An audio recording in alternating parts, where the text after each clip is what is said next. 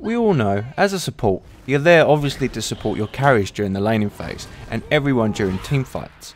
Now in this video I want to go into more detail and maybe highlight some aspects of being a support that you don't already know.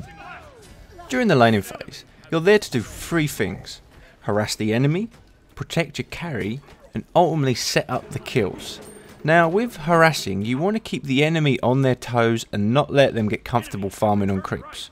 You want to keep them guessing what's going to happen next and punish any mistakes that they make.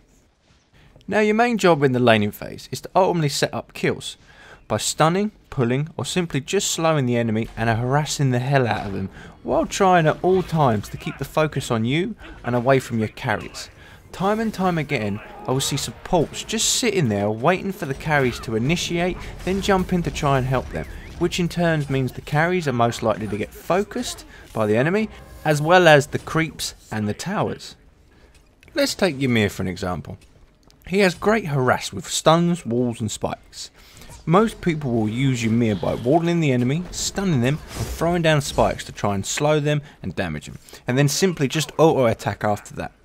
Now, there's nothing wrong with that, but Ymir is a big guy. Use this to your advantage and body block them in place.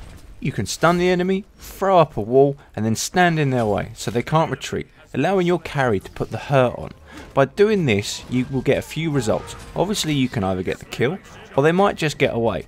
But you've also instilled a little fear in the enemy and made them worry if they're going to get out alive, and try everything to get out. Their focus is mainly on you because you initiated. The creep aggro is also on you and not on your carry, so if you have to pull back early, your carry should still have a high enough health to maybe finish them off. Also, by doing this, you allow your carry an easier time to land skill shots, as you've reduced the enemy's movements quite considerably. Kind of the same thing with Sobek, except you have a throwback and a knockback. Now, with the throw, you'll see a lot of players using it whenever they get the chance, but assess your targets, because if you've got a squishy ranged carry and you throw a Hercules or a Thor at them, more often than not, you're doing more harm than good, putting the enemy right where they want to be, next to your carry. So, in these situations, save your throw for when they try and initiate, and use it to keep them away from your gods.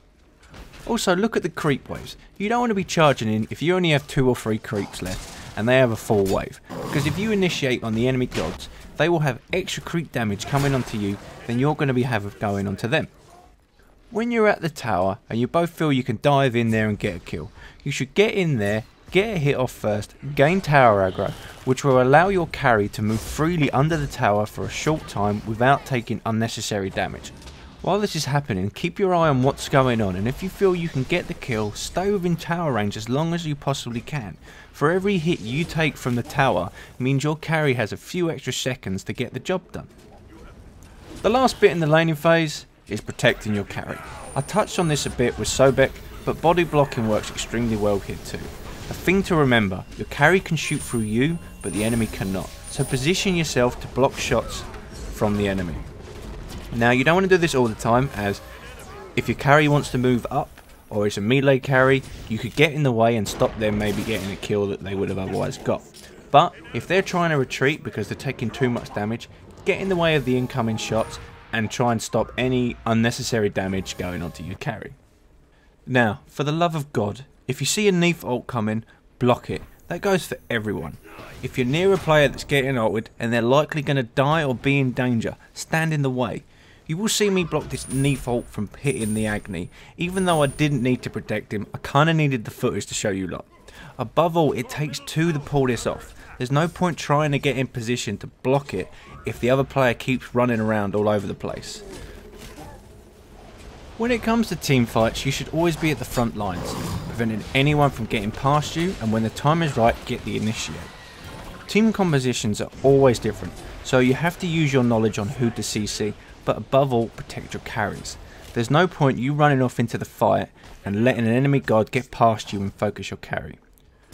You should look at team fights this way. Who is the squishy target and who has a lot of CC? If you're going for the initiate, always go for the squishy target, remove one quickly. But if they initiate on you, go for the CCers and try and zone them out quickly. Now this sounds like a how to tank video, but this also works for gods like Hel and Aphrodite. Hel can slow carries before they get to yours, and Aphrodite can stun them with a kiss or even slow with her getaway if they get too close. Now if you're someone like Hel or Aphrodite, stay behind the tanks and try not to let them get the jump on you. Keep as many people up and throw out as many stuns, cleanses, heals and slows as you can. And the same in the laning phases. Take pokes at the enemy, and when either side initiates, throw out as much CC and pain on the damage dealer while trying to get as many heals out as you can and keep your carry alive.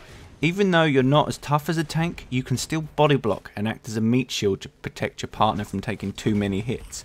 After all, you have 2 life pools between you. Use them. I hope everyone found this useful. Sub to my channel for further Smite content, and you may also like to know I cast Smite matches on my other channel, Risty Smite, all one word, which I'll leave a link in the description below. Thank you for your time, and I'll see you lot next time.